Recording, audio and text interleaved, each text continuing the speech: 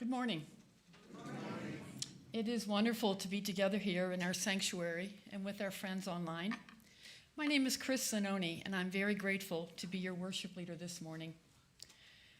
One thing I especially love about this congregation has carried me through this past week. It's a sense of community and connection. As Reverend David has expressed, it's how we gather to reanchor ourselves in our values, history, and hope. I think we can all agree that this has been quite a week.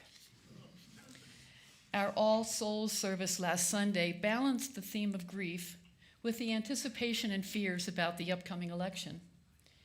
Tuesday evening, many of us met in the Sky Room for an Election Day centering service for solidarity in the midst of hope and uncertainty. Rev David, our religious education director, Rachel, and music director, Dr. Emily, led us through readings and reflections and community singing. There were even globe-shaped stress balls available for something tactile to focus on. Many folks stayed for the potluck, which followed the service. I felt fully supported and surrounded by our community. We were in this together. Wednesday morning, I woke up early to learn the results of the presidential election. I was beyond stunned, heartsick, shell-shocked, frightened. Later that morning, some UUCB folks shared meaningful tips for self-care and healing through our online Google group. There was also a prayer from an All Souls UU church. Again, I felt part of a supportive community, all of us looking for ways to try to make sense of what had happened and how to move forward. Thursday morning, I met with a small group of UU friends for lunch and deep conversation, commiserating about what we were experiencing. Later that evening, Rev David, Rachel, and Dr. Emily led a group of us in a post-election service of solidarity. It was a space to be together in shock, grief, and hope in an uncertain time, to name and to reanchor in shared values, with more community singing and readings and reflections. We each anonymously wrote down our fears and hopes, which Rev David then collected. We'll be hearing some of our thoughts today in a sermon. We were reminded that we are not alone. We belong here. There is more love, more hope, more joy, more peace, and more change out there. There is space enough for our fear, bewilderment, sadness, and grief, and also a reminder to stay maladjusted to the status quo. You can find the recordings of most of these services on our website. Now, a true confession. Against most experts' advice, I did not fully follow recommendations not to watch or read the news. I'm not alone, I have a feeling. Luckily, I heard an excellent bit of advice for moving forward from the founder of Protect Democracy, Ian Bassin. He urged people to lean into agency, community, and love. Then he added, agency we don't use is agency we lose. Agency we don't use is agency we lose. I'm reminded, and this will totally date me, I'm reminded of a show that was on back in the early 60s on the BBC with David Frost. That was the week that was. This was the week that was. So that's a lot in just 1 week. Somehow we've made it through this together. I'm not sure what it would have been like without this beloved community. My heart is filled with gratitude, and especially gratitude for our amazing staff who pulled all this together. So, I want to extend a very warm welcome to everyone who's visiting us for the first time. We are an intentional community gathered around our shared promise to support each other's individual spiritual journeys. We don't all believe the same things in exactly the same way, but we do share the same values and the same commitment to our spiritual growth. We share the faith that our beliefs become real when we act on them to make the world a better place, and we share the commitment to live a life grounded in community. If you're joining us online, please fill out a visitor form in the link in the description. We would love to connect with you. I do have a couple of announcements to share. On Thanksgiving Day, we'll host a meal here, joined by our friends at the Boulder Valley Unitarian Universalist Fellowship and the Longmont UU presence. If you don't already have plans, we'd love for you to come. You can sign up after the service on the sign-up sheet in the office on the office counter. Today, after the service, Reverend David and our Community and Connections Manager, Scott, will be in the listening room at 12:30 for information, conversation, and Q&A, especially for anyone new to the community who'd like to learn more. If you're not familiar with the building, the listening room is out to that back door, or if you're in the Sky Room, it's just off the Sky Room. And I was just given an announcement that the Wise Elders Luncheon is this Tuesday at 11 o'clock, and special guest, Dr. Emily, will be there. Okay. To covenant is to commit that even if we fall short of our aspirations, we will not let go of them. In good times and in hard times, in hope or in grief, we covenant with one another. And week after week, over and over again, we come back to who we are and what we're about. In that spirit, gathered in person and online, will you please rise together to speak our covenant out loud?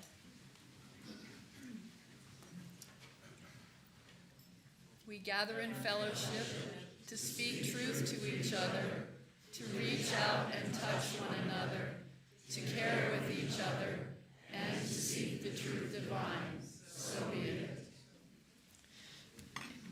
I have to tell you, it's wonderful to look at and see all your lovely, smiling, and maybe just thoughtful faces. The chalice is the symbol of our liberal faith. It is the warmth of compassion, the fire of justice, a lamp on the spiritual path. If you're joining us online and have a chalice nearby, please get ready to light it with us. I'd like to invite Alice Penton to light this morning's chalice.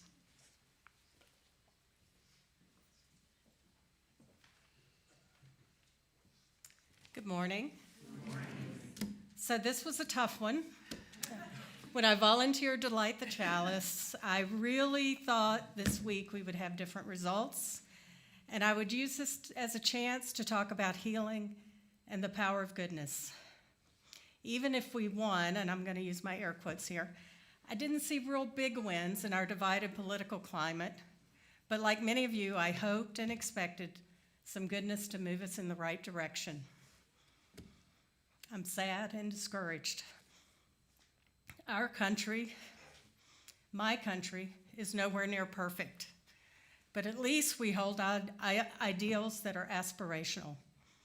But today, my confidence is shattered. How will we recover? We will need to adapt, retool, resist, and somehow move forward. We cannot hide in the darkness. We need to be a light for others, as long as we are able. As many of you know, I grew up Southern Baptist with a minister dad, and while I've outgrown many, many things, the kindness I was taught in Sunday school stays with me. I once asked my dad, did I get my Sunday school lesson wrong? Aren't we supposed to be God's family? Aren't we here to take care of each other while we're here on earth? I don't want to bypass grief, but I want to participate.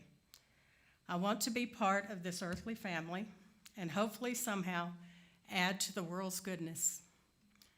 On Wednesday, I went to my volunteer gig at Meals on Wheels. I shared hugs with some people that just needed it. I ate with my fellow volunteers and listened and shared our concern for the future. And I have to admit, much of my volunteerism is with small actions. I hope that if the time comes, I will step up and give more if needed. To paraphrase another Sunday school lesson, see, we did learn something growing up Southern Baptist. There's a lot to be done, and we have limited hands. The beauty of this congregation is that I am in a safe space when I'm here, around people that want to do good in the world. I light this chalice in the hope that we find our own way as a congregation and hopefully share our light as we go out into the world.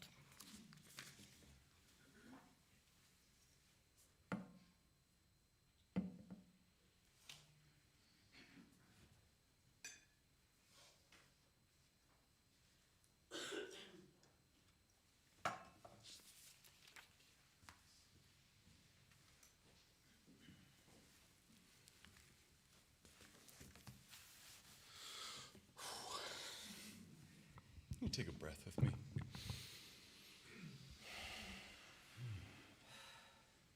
Take a sigh with me, actually. Yeah, here we are. Reverend Gretchen Haley, who serves our congregation in Fort Collins, who was a student here years and years ago, offers these words of invitation. She says, bring your heart here. Bring your heart here. Your broken, tender heart, wearied, worried, disgusted, despairing. Give thanks that you can count yourself among the brokenhearted and the grieving, the disoriented and the afraid. Praise the good news that your heart has not hardened in despair or fear. Ground yourself in the grace that you are not alone in this wishing for another world. A life more certain, a time that makes more sense, a confidence in the future, a clarity in what it all means. Every new world begins when we show up in community with our broken hearts and refuse to forget our fear, and also refuse to shut down when we keep singing and praying and sighing, when we stay in the arena. We find joy even here, laughter and joy and courage, beyond what we could have managed on our own. Courage to keep our hearts open, knowing that they'll keep on breaking.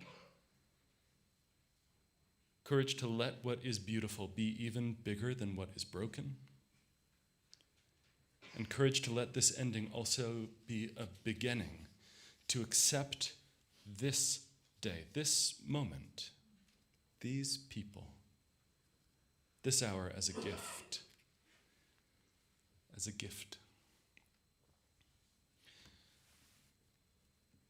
It's a difficult work and invitation that I'm making this morning. It's a difficult invitation that Reverend Gretchen offers. To feel all of the weight of what you're feeling, to be present to all of the hope and all of the despair, to the grief and the disillusionment that might be sitting on your heart this morning. It's an easier thing, usually, in the short term, to box that away, to compartmentalize, not to feel it. It's a scary thing to wonder if your anger or your despair will overwhelm you. And it's a brave thing to gather together, knowing that we all hold and make space for one another, knowing that we don't have to do this thing alone. In fact, we specifically need to not do this alone.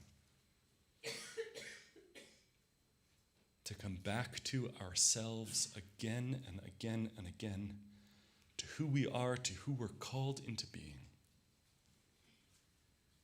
To be willing.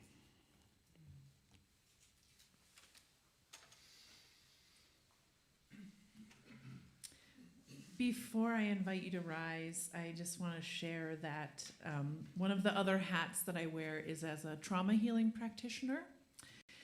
And what I know from that work is that it is okay to not be ready. It is okay to not have a plan or to have the energy to even consider a plan. Wherever you are right now is perfect, and we are so glad that you chose to be present in this community today. It matters so much that we are here together. And so these lyrics might feel aspirational and far away for you right now. And that's okay. It can be a prayer for where you're hoping to go in the days to come, because our wish for you, Reverend David shared this beautiful story on Thursday, is that the state of the world will not change you. We need your beautiful broken heart exactly as it is. So even if you are not open yet, even if you are not willing yet, would you please rise in body or in spirit and join us in singing?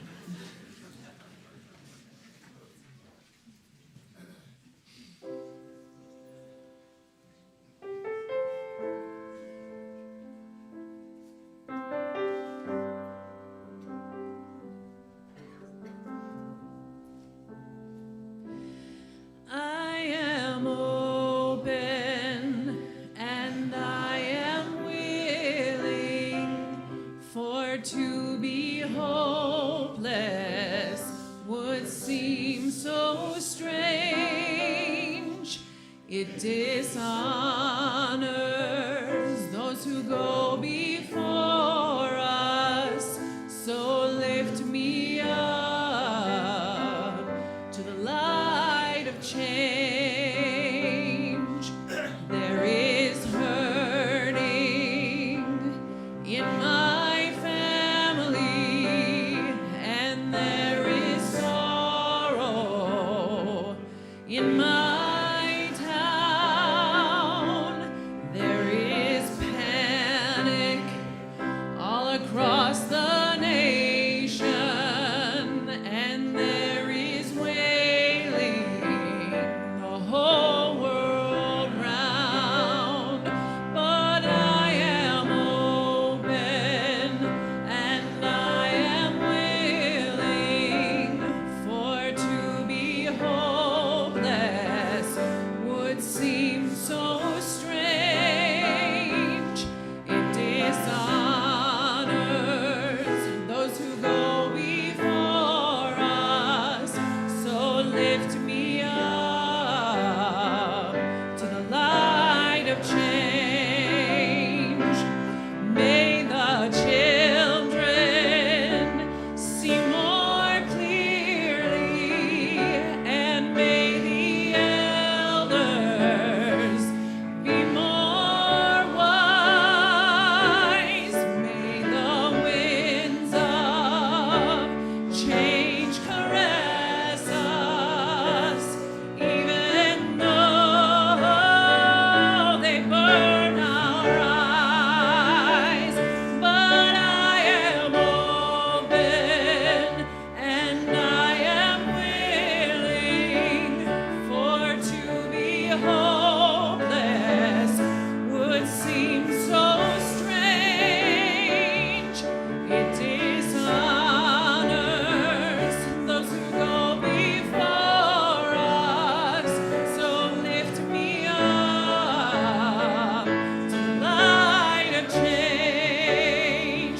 Give me a mighty oak to hold my confusion, and give me a desert to hold my fears.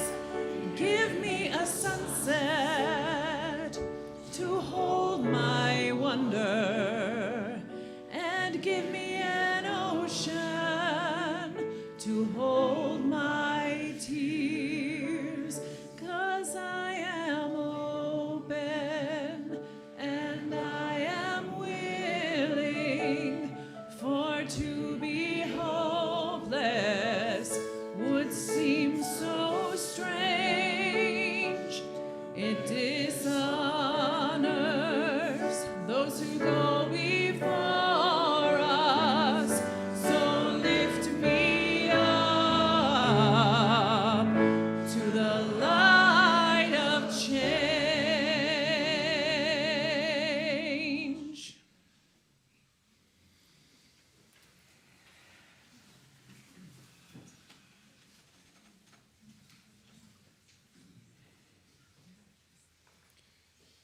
The words we sang are real. There is hurting in our families and sorrow in our city and panic in the nation and wailing the whole world round, and they are not the whole story. Give us a mighty oak to hold our confusion, and a desert to hold our fears, and a sunset to hold our wonder. Give us oceans to hold our tears.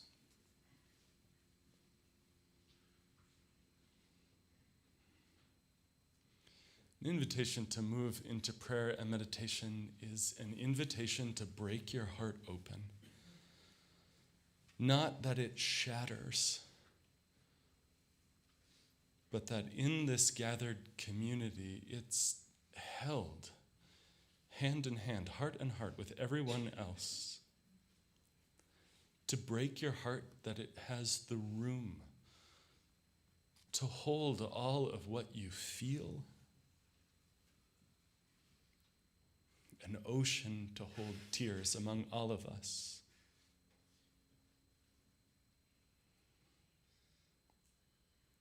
Today we remember that we're not alone, that our lives are woven together with everyone else. There is no such thing as standing alone. Nor is there any one person come to save us all, but only all of us together. We stand with parents and teachers and all those whose primary spiritual practice is caring for children. We stand with those who live with grief or chronic pain, with mental disability or addiction, illnesses seen and unseen. We are with you. For our neighbors in prison, for those who care for family in ill health, for those struggling to stay afloat in the midst of poverty, we are with you. And our lives are blessed by those who knowingly and with curiosity and courage face their final days. We pray and hope for those in harm's way, for the wisdom and strength of the leaders of the world, that we might be instruments of a just and a lasting peace. We stand in solidarity with all those indigenous people here and around the world whose rights are denied.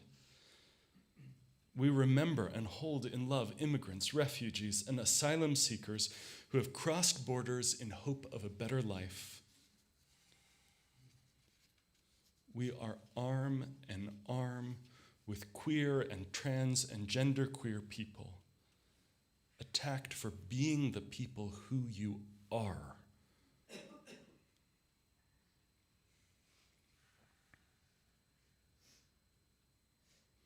Today, too, we hold the possibility of peace. Veterans Day tomorrow is Armistice Day in most of the rest of the world. On the 11th hour of the 11th day of the 11th month in 1918, the guns stopped. And the echo all these years later still says, peace is possible. We hold in love Cody's beloved friend, Kathy Wolstenholme, who ended her life yesterday. And friends, I invite you into the waiting silence of this gathered room to speak aloud the name of anyone you wish held in the love of this community, all at once, to name them.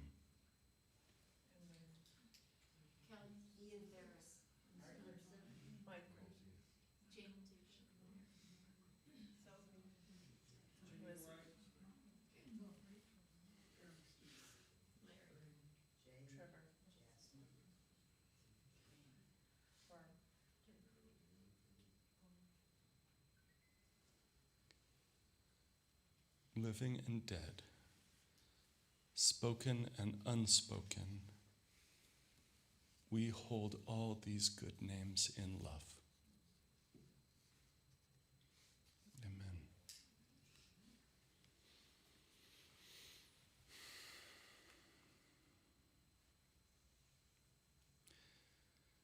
Despair is a kind of forgetting.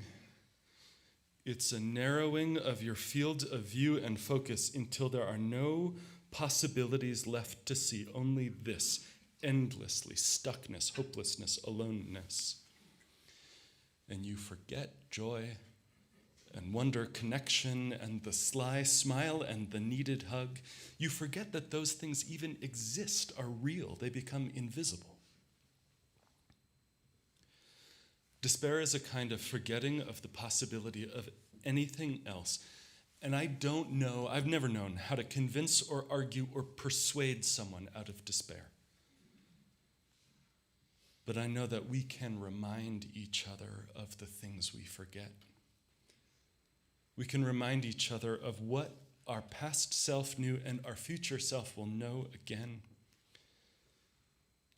When we place stones in the service, when we do this ritual of joys and sorrows, we're practicing that. We're practicing feeling with each other.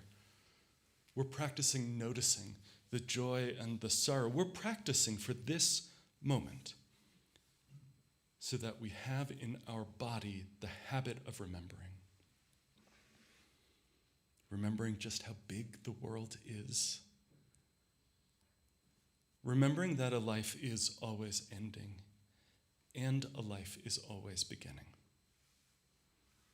We're a people who hold despair in one hand and joy in the other, not to cancel each other out and find out which wins in the remainder.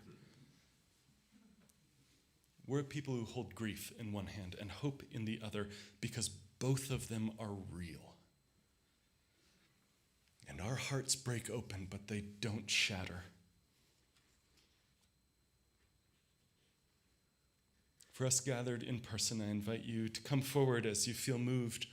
Start with the back half of the room and the windows, then the front. And silently to take a stone and feel its weight. And let it be an emblem of everything on your heart, thankfulness and worry and the whole swirl and storm. And then place it in the sacred earth, in the company of all the joys and sorrows of this community. A private and internal landscape made visible and public among all of us. And for all of those hopes and griefs, we hold this compassionate space with love.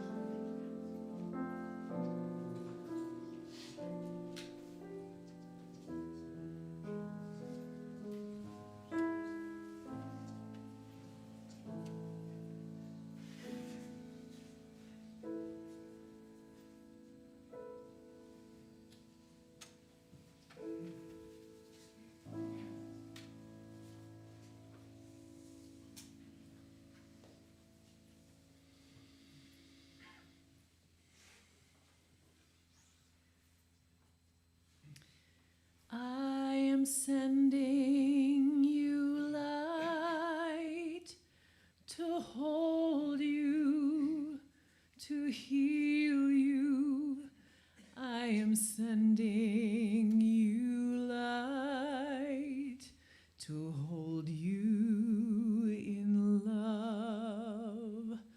I am sending you light to hold you, to heal you. I am sending you light to hold you in love. No matter what you feel or what you choose to show, we're always there for you. So we want you to know that we are sending you light to hold you, to heal you. We are sending you light to hold you in love. We walk the path with you. Go slow, dear one, don't hurry. We'll go just like we need to go, though we hold so much worry. We are sending you light to hold you, to heal you. We are sending you light to hold you in love. We are sending you light to hold you, to heal you. We are sending you light to hold you in love.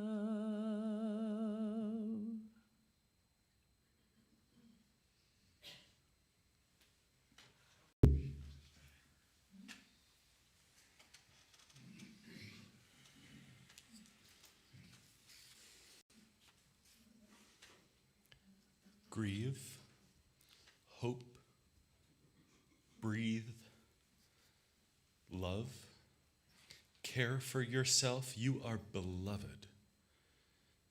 Care for each other, so are they. Love mercy, do justice, walk humbly, go be a person among people.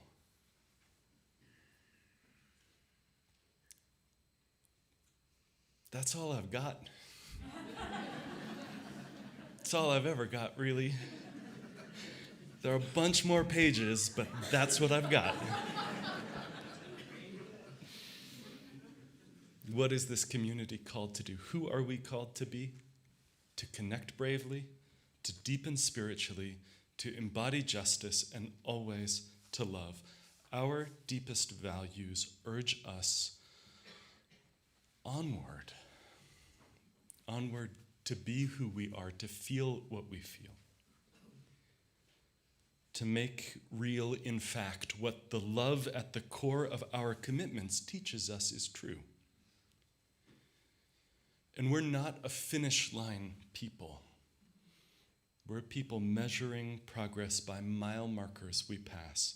All these years later, still singing freedom songs, still remembering who we're called to be. To walk with our eyes wide open to the brokenness of the world. To walk without pretending that our pessimism and cynicism is realism or wisdom. To walk through this world without pretending that private anger substitutes for public action. Dr. King said that the arc of the moral universe is long, but it bends towards justice. He said it not just as an activist, but a pastor and a preacher and a committed Christian who knew in his bones that God is love and justice is what love looks like in public.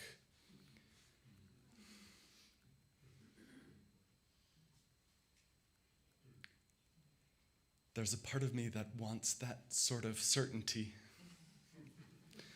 I asked a priest once in Chicago, someone working on the West Side who had been in the trenches and doing the real work year after year after year, asked, what keeps you going? And he said, with a confidence I don't have, he said, I read the book. I know how this ends. How long until justice, Dr. King would ask. Not long, he would answer. Not meaning that everything was going to be fine, but meaning let's get to work. The arc of the moral universe is long, but it bends towards justice. He was echoing the Unitarian preacher, Theodore Parker, who, in 19th century fashion, used many more words to say the same thing.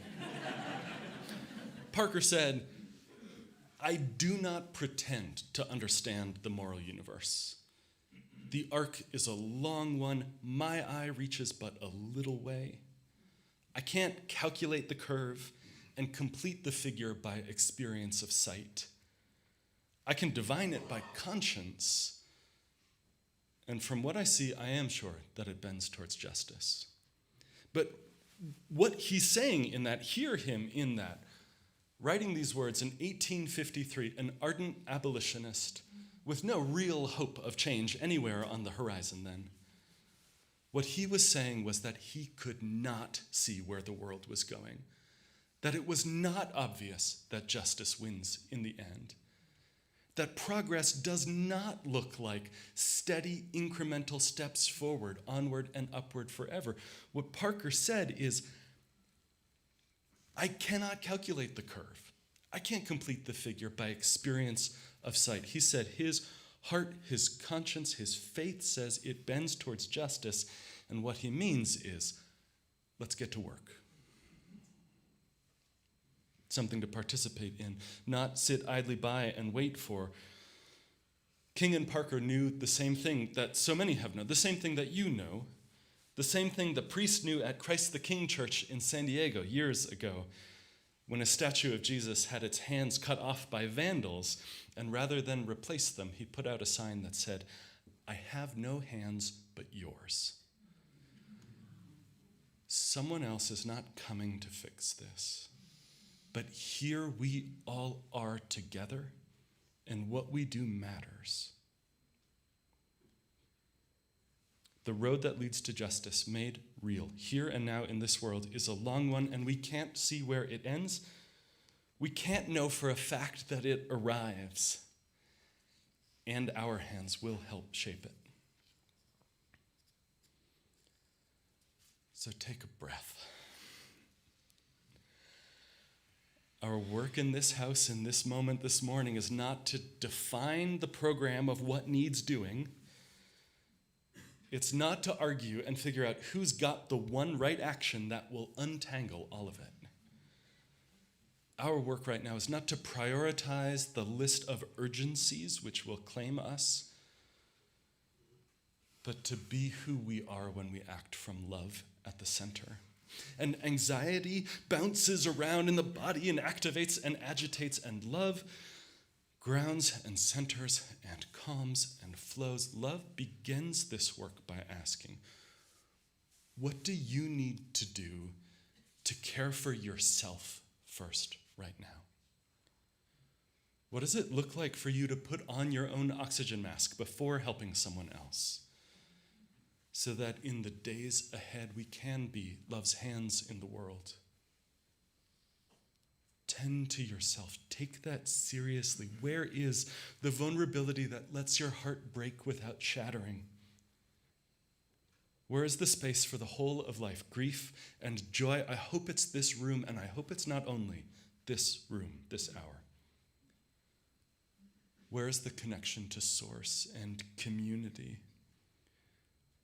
The tallest trees grow their roots together. Coastal redwoods go up 300 feet, not by sending their roots down and standing alone, but by weaving them in among all the roots of every other tree that surrounds them. That's what makes strength of a forest, interdependence. And all of that, which I say with what feels like fierceness, is not intended as another thing to add to your to-do list. All right, take care of self. Good, we'll put that on somewhere. But really an invitation, a gentle sort of invitation, which says that the kindness that you have towards you, the kindness that you extend to the people around you, the microdoses of kindness every day, these will change you and change the world, and more and more and more, they will give you the strength for the journey. They're the only way to get across that journey.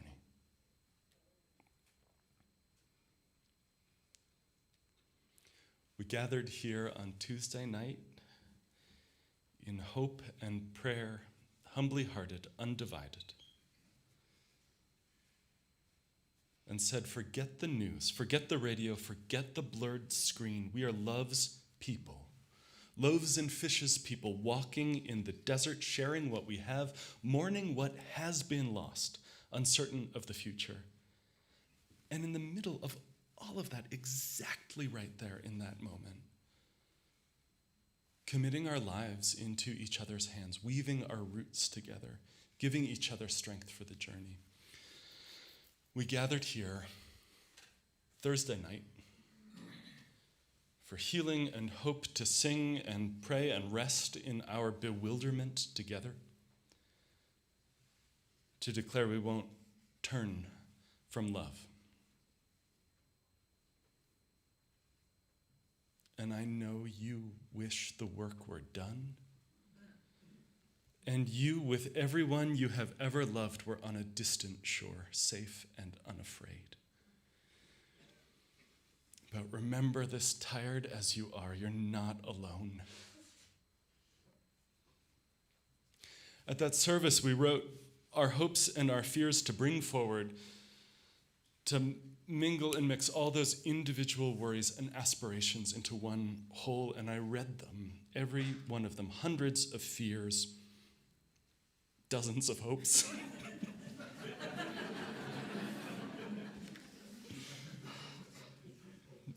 The fear is more present to me too, I get it. Fears for the world, that climate change will run amok, that our planet will be irrevocably damaged, that those in need will not survive. Fear for the country, that there will be public permission to be openly hateful, that bullies have power, that hate and lies will be left undenounced, citizens pitted against each other, a culture of cruelty, coldness, that we slip towards totalitarianism, military force used against citizens, free press destroyed, political norms and traditions and safeguards swept away, and immigrants and LGBTQ folks and people of color persecuted, that the oppression of women will be normalized and encouraged. And more than one person said, I am afraid of dying a preventable death because I am a woman.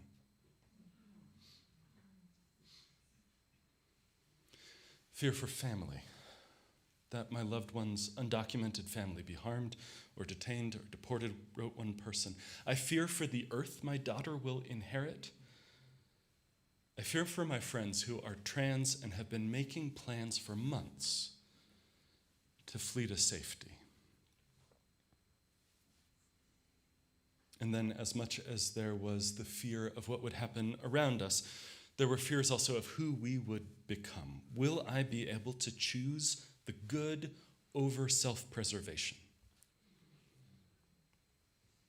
I'm afraid of spiraling despair, of loneliness, of losing a sense of self to fear, of losing the ability in our family to create joy and wonder, afraid of numbness. And one person, tellingly, having run out of space, wrote at the bottom, on and on.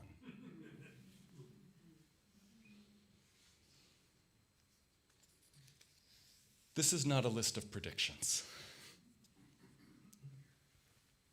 This is a space to say out loud the things that run through our head in silence, that they might not be running the show.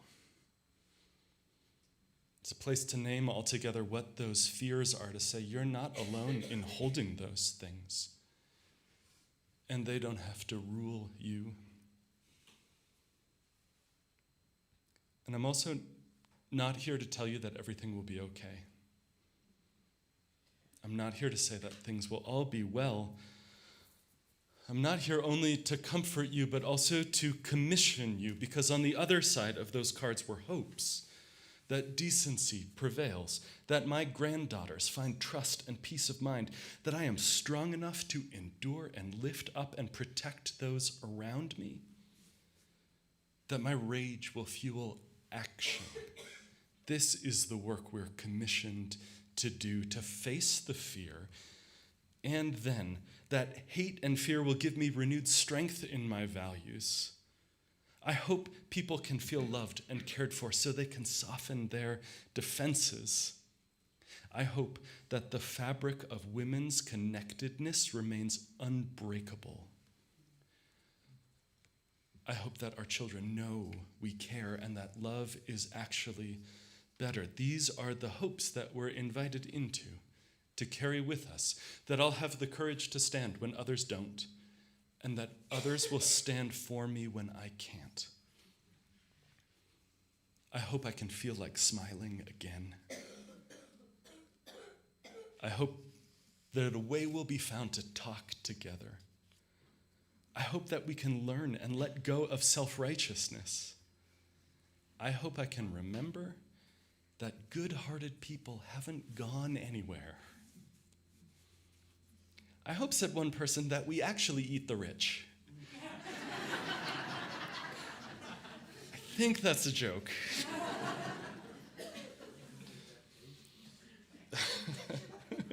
Did someone just say, does that leave a bad taste in your mouth? That's terrible. Luckily, I have a stress ball in the pulpit. Man, this is not a new moment that we're in right now. I don't just mean 8 years ago, this is not a new moment. I mean 2,500 years ago, in good preacher fashion, 2.5 millennia ago. In the Hebrew scriptures, the book of Esther tells the story of a woman of privilege. King Xerxes, ruler of the Persian Empire, is reckless and extravagant and not all that bright and endangers everyone who lives under his rule.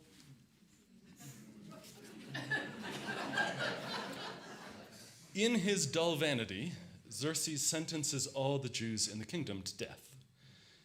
And at this moment of peril, Esther's cousin, Mordecai, appeals to her for help because Esther is Jewish herself, but she has a position of privilege in the empire. And she's reluctant to risk it. She's reluctant to step up. But Mordecai tells her that it's not certain in the days ahead that her privilege would save her. Help, he says, it might come from someone else. But he concludes, who's to say whether you've come to this place and position for such a time as this? If you have power and privilege, you may think it will insulate you in the years ahead. If you have white skin, you may think it will keep it from you. If you have money, you may think it will save you. If you are straight, if you are a man, you may think that it will keep you from what's coming. Or that it's not worth risking what you have, whatever fraction of safety you feel, to help someone who doesn't. But 2.5 millennia later, the question still stands. Who's to say whether you've come to this place and position for a time like this? And when she hears the question, Esther does not leap into action, does not issue a statement, does not make a to-do list, does not post on Facebook. She knows that's what's being asked is nothing less than to risk her safety and her life. So she asks her people to fast and to pray and take the time to prepare their hearts and their spirit and their connection and their community for what life will now require. And to keep coming back to that again and again and again.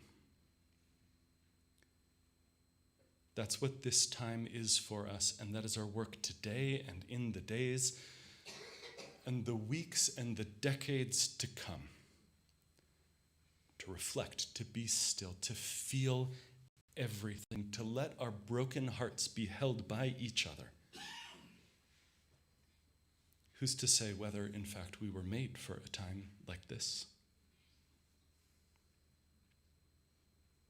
So here we are, heading for a destination we may not reach, and still undeceived, humbly hearted, undivided, with spirit to guide us and ancestors around us. And we rise, and we rise, and we rise.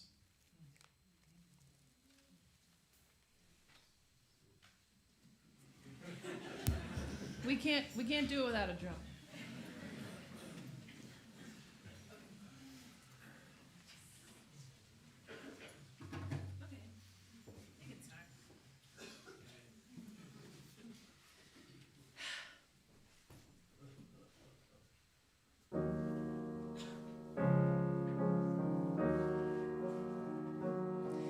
We rise,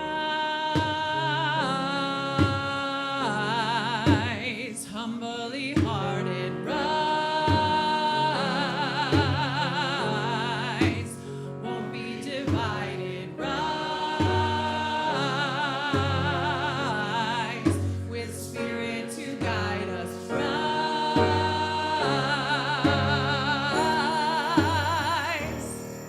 in hope, in prayer, we find ourselves here. In hope, in prayer, we're right here. In hope, in prayer, we find ourselves here. In hope, in prayer, we're right here. And we rise.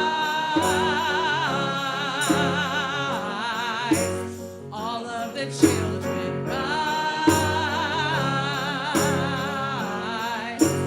elders with wisdom, ancestors surround us, rise,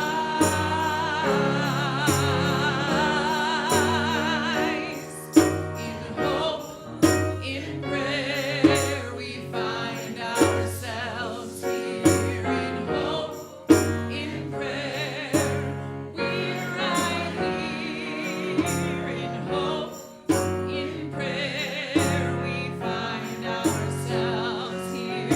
In hope, in prayer, we're right here. And we rise up from the wreckage.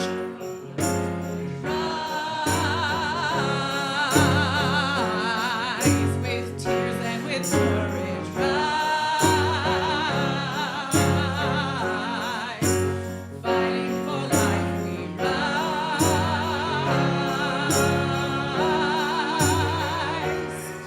In hope, in prayer, we find ourselves here. In hope, in prayer, we're right here. In hope, in prayer, we find ourselves here. In hope, in prayer, we're right here. And we rise, humbly hearted, won't be divided, with spirit to guide us, rise.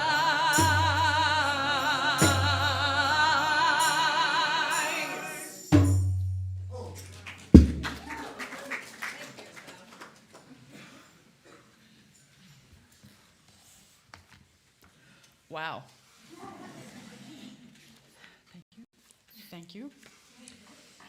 This month, we'll split our offering each Sunday with Planned Parenthood of the Rocky Mountains. Plan right on.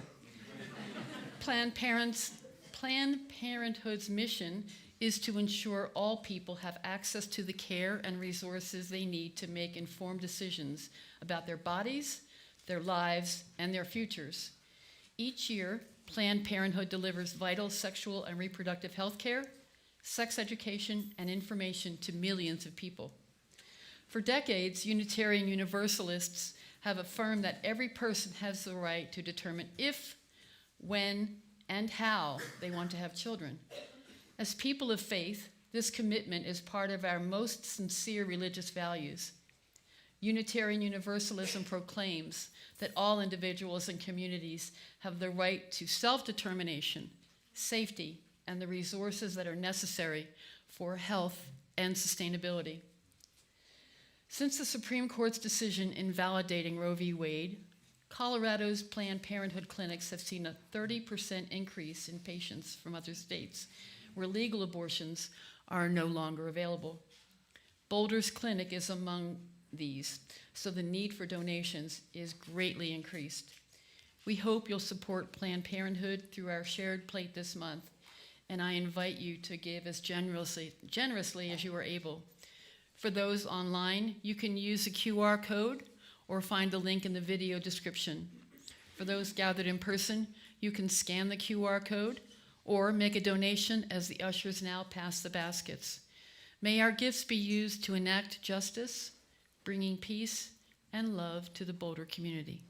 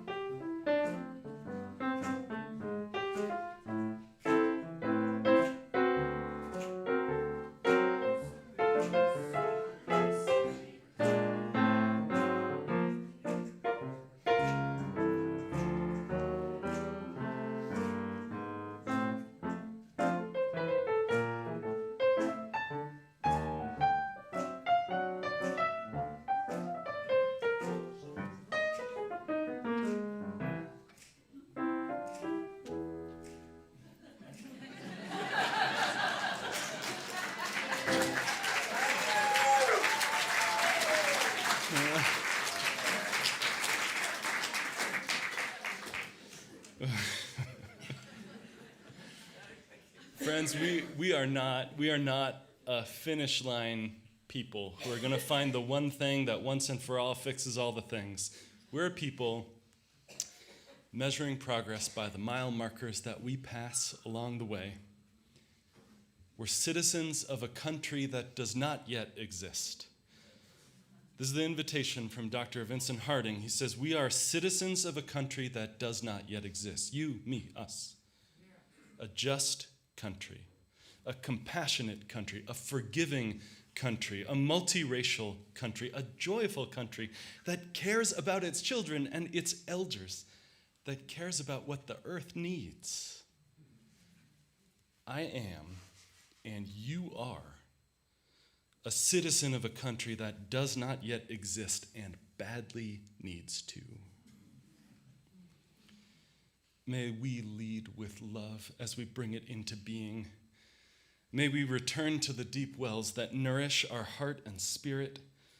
May we sow seeds of change and reap a harvest of justice.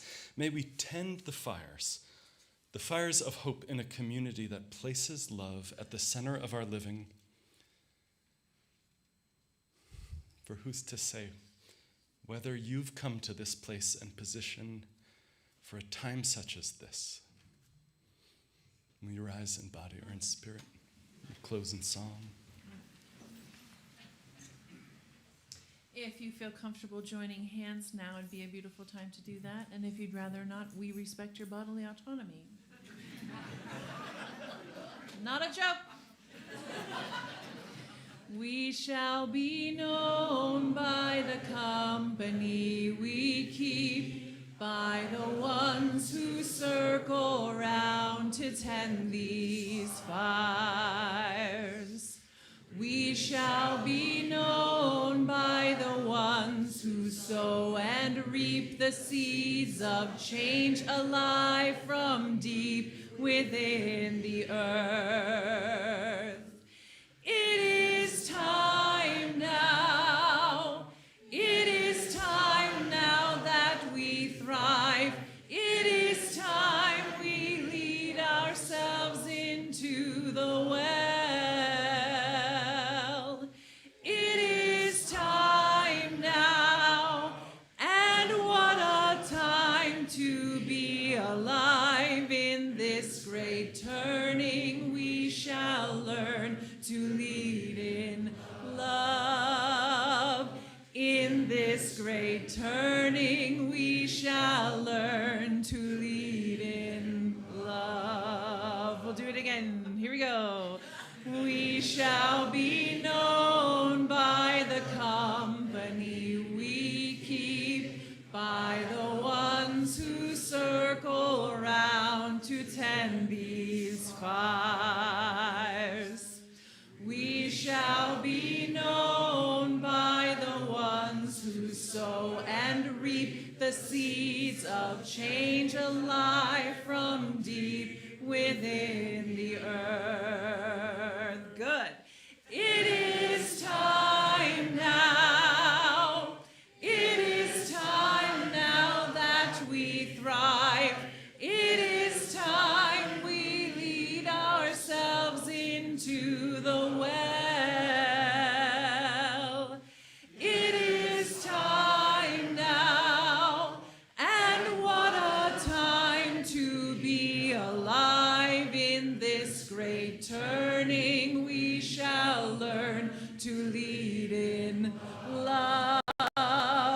In this great turning we